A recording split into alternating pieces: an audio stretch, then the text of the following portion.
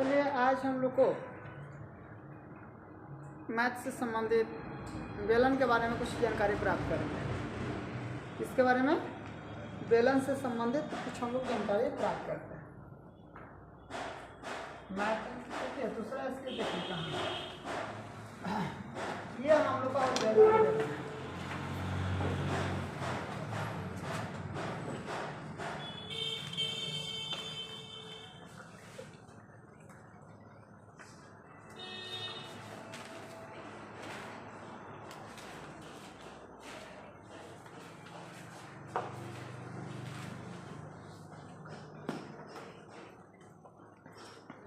याद रखिएगा ये बेलन जो होता है इसका ये क्या होता है, यहाँ से यहाँ तक ऊंचाई होता है,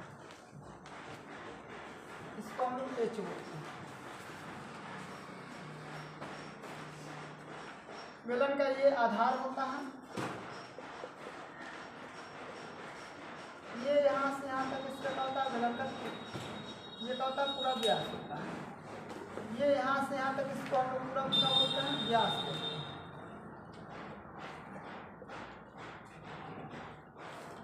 व्यास और यहाँ इसका आधा जो हो जाएगा ये इसको हम लोग बोलते हैं त्रिज्या। ठीक है, आप लोग जानते होंगे बेलन का वक्र पृष्ठीय क्षेत्रफल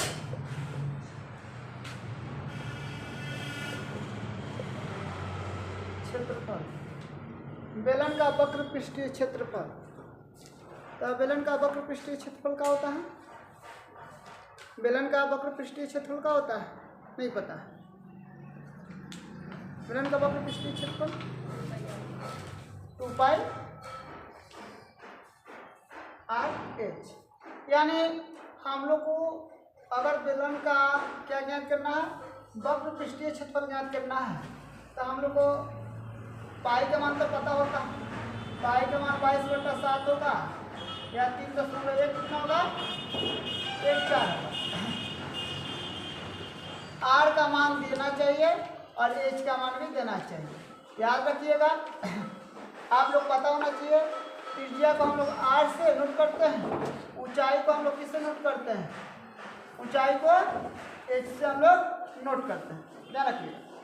अब बोला गया है बेलन का संपूर्ण पृष्ठीय क्षेत्रफल भी होता है ना, बोलिए।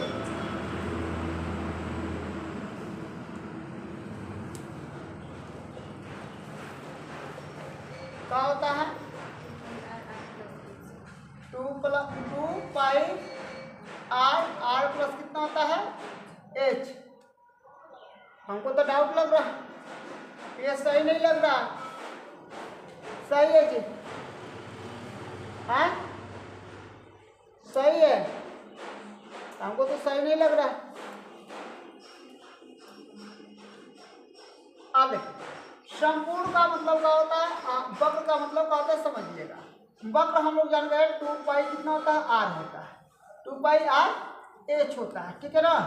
और इसमें क्या होता है ध्यान रखिएगा, इसमें एगो और इसमें एगो, तो ये लगभग हम लोग कैसा होता है वृत्ताकार होता है।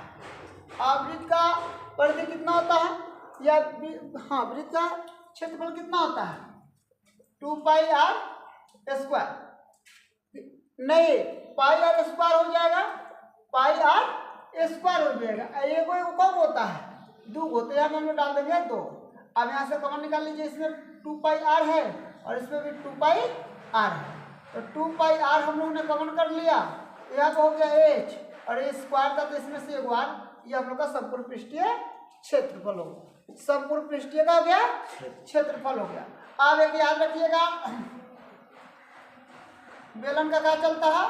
बेलन का आयतन होता है। क्या होता है बेलन का आयतन? पाई R² H होता है। पाई R² का होता है H होता है। यानी कहने का मतलब कि हम लोग अगर बेलन का वक्र पृष्ठीय क्षेत्रफल, बेलन का संपूर्ण पृष्ठीय क्षेत्रफल या बेलन का आयतन ज्ञात करना हो, तो हम लोग का त्रिज्या और ऊंचाई का मान पता होना चाहिए। किसका मान पता होना चाहिए? किसका मान पता होना चाहिए? ऊंचाई और त्रिज्या का मान पता होना चाहिए। याद रखिएगा कभी कभी ऐसा भी प्रश्न हम लोग कर देगा कि किसी बेलन का वक्र पृष्ठीय क्षेत्रफल इतना है और उसका त्रिज्या 7 सेंटीमीटर है, तो उसका ऊंचाई ज्ञात करें। कभी कभी बोल देगा किसी, ठीक है ना, किसी बेलन का संपूर्ण पृष्ठीय क्षेत्रफल कितना है, कुछ मान दे देगा और बोल देगा कि इसका ऊंचाई 20 सेंटीमीटर है, तो इसका त्रिज्या ज्ञात करें। उस परिस्थिति में भी ये प्रश्न हम लोग का, ये क्वेश्चन हम लोग का, ये फॉर्मूला हम लोग का काम आएगा। अब याद रखिएगा, आप लोग को समझा दे रहे हैं, इसी पर ध्यान रखिएगा। ये हम लोगों का है, ये हम लोगों का है यहाँ से यहाँ तक, ये व्यास है। मान के चलिए कि बेलन का व्यास कितना है, 7 सेंटीमीटर, ठीक है ना।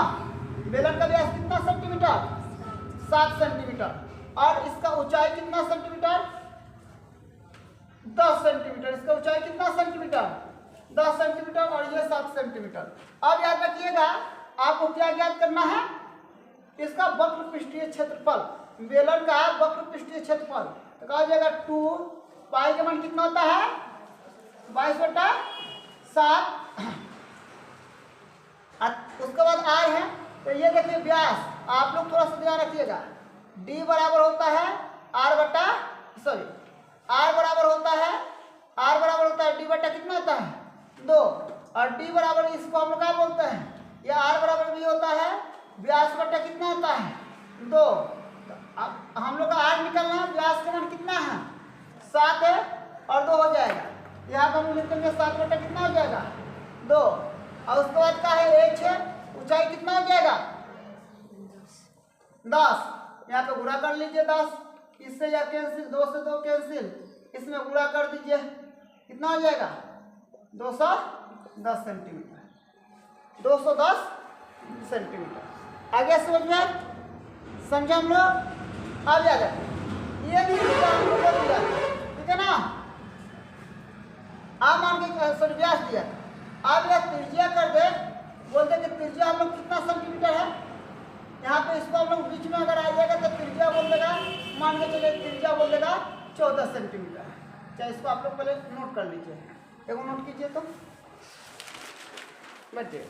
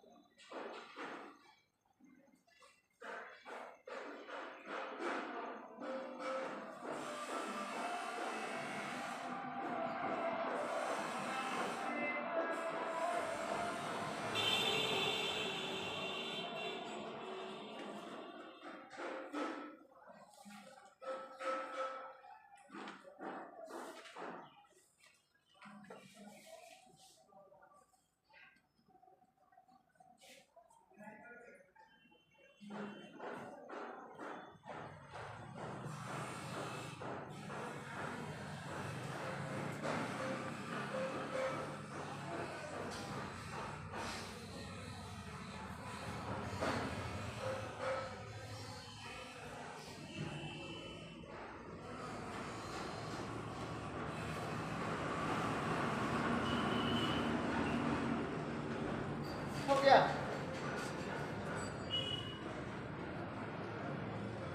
क्या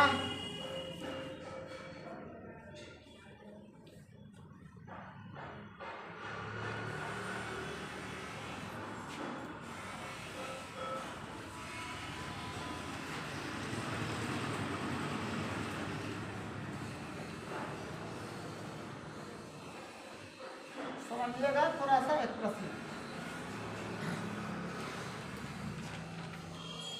एक बेलन का संपूर्ण पृष्ठीय क्षेत्रफल ज्ञात करें जिसका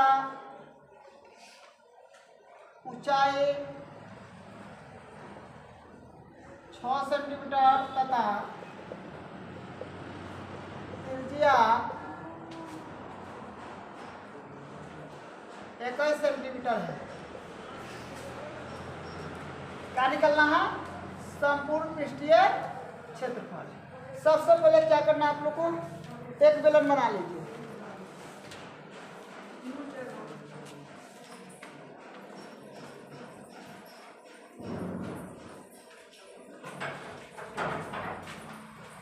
एक आप लोग बेलन बना लीजिए।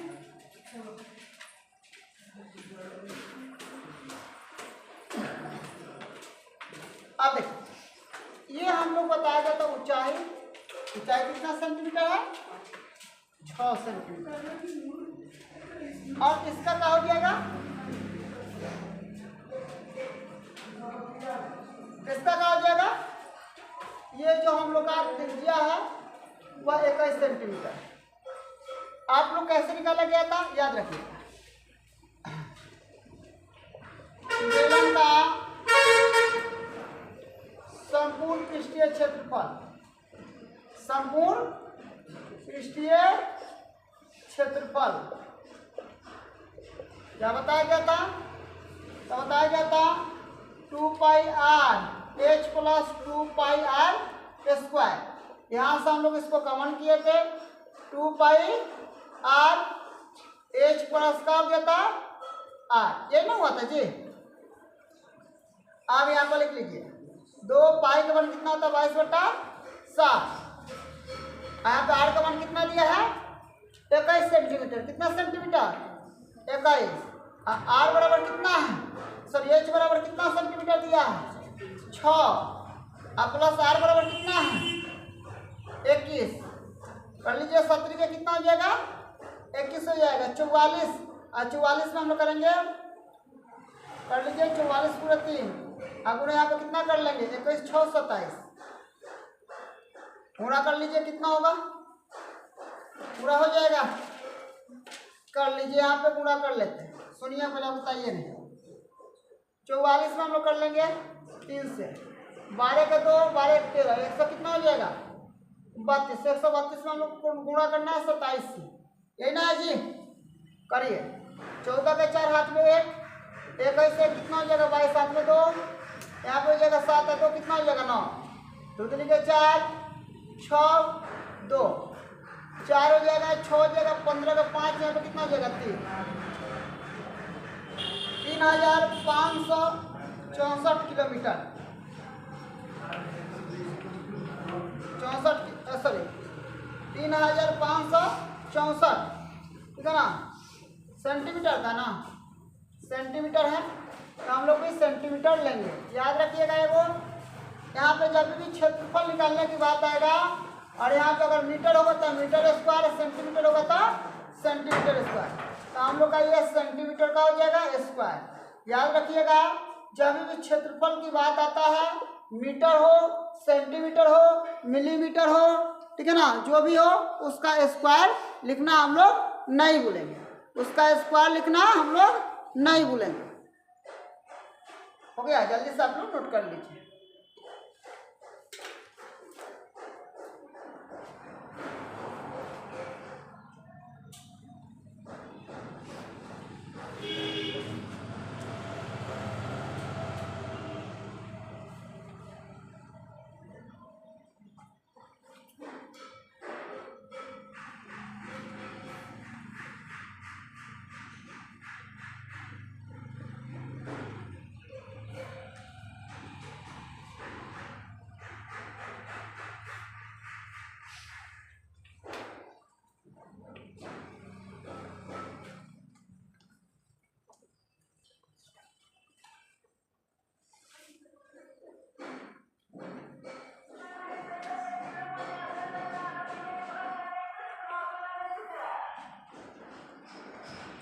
अगला आपका प्रश्न क्या है?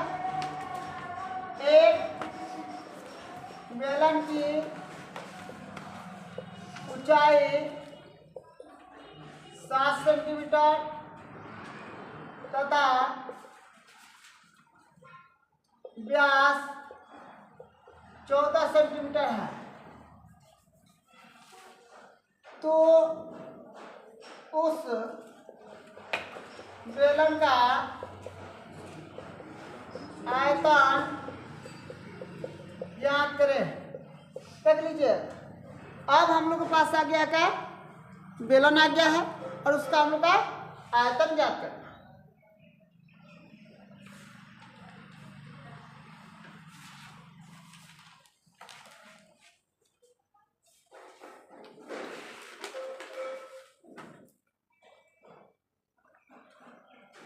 ये हम लोग का हो जाएगा ऊंचाई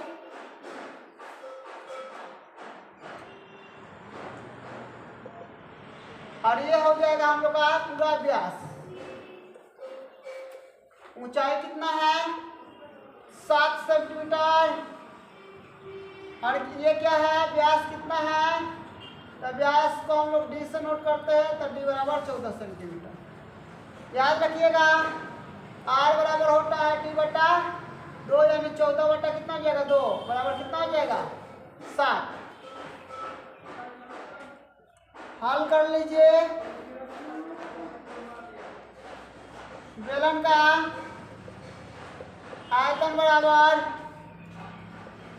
पाई आर स्क्वायर एच। पाई का मान कितना होता है 22 बटा आर का मान कितना है 7।